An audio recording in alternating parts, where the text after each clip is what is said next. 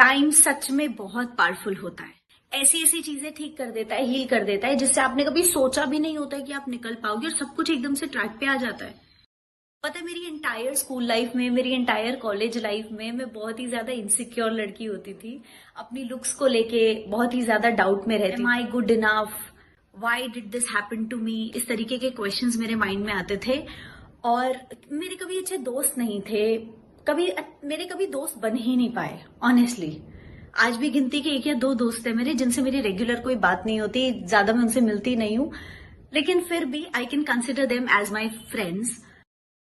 और स्कूल में टीचर्स ने कभी मुझे अप्रिशिएट नहीं किया, पेरेंट्स ने कभी मुझ पे ट्रस्ट नहीं किया। I was always a back bencher, कभी भी पूजा पाठ पे ध्यान नहीं दिया। स्पिरिचुअलिटी क्या है ये तो कभी दिमाग में भी नहीं आया, ये वर्ड भी कभी दिमाग में नहीं आया। बुक्स पढ़ने का कभी मुझे शौक नहीं था। अपनी इनसिक्योरिटी की वजह से मैं बस लोगों के आगे प्लीज करती रहती थी। उनको खोने का बहुत ही ज्यादा डर था मेरे अंदर। यही सोचती रहती थी, यार उनको बुरा ना लग जाए, ऐसा कर दूंगी तो एटलीस्ट वो खुश रहेंगे, वो मेरे साथ तो रहेंगे। तो मेरे अंदर ना ये बहुत ही ज्यादा डर था कि मैं अकेली रह जाऊंगी, वो मुझसे बात करनी छोड़ देंगे, वो मुझसे दोस्ती तोड़ देंगे, तो मैं रहूंगी कैसे?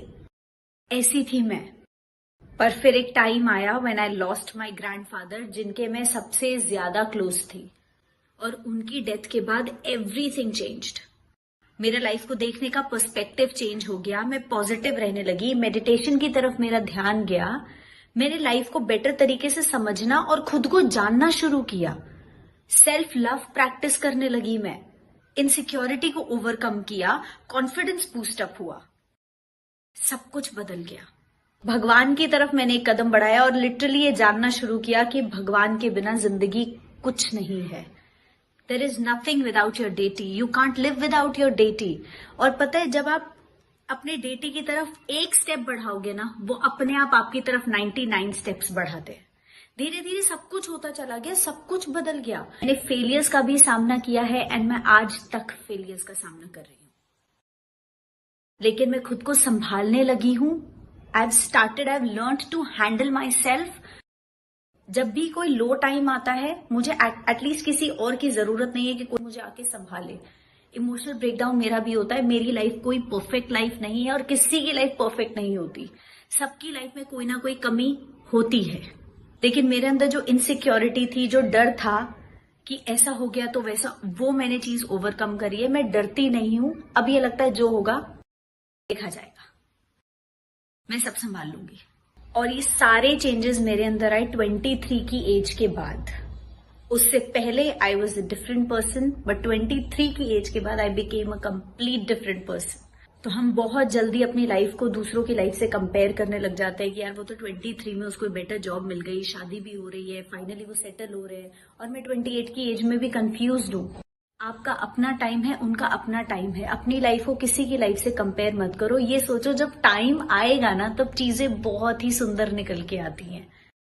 हर चीज का समय होता है। जब आपका टाइम भी आएगा, वो चीजें बहुत ही सुंदर निकल के आएंगी और वो परमानेंट होंगी। बस आप रुको मत। जो टाइम आपको मिला है ना, उसका प्रॉपर तरीके से यूज करो। कुछ प्लान्स फेल भी होंगे, बट दैट्स ओके, क्योंकि आपको नहीं पता कि कब कौन से प्लान के सक्सेसफुल होने का टाइम हो।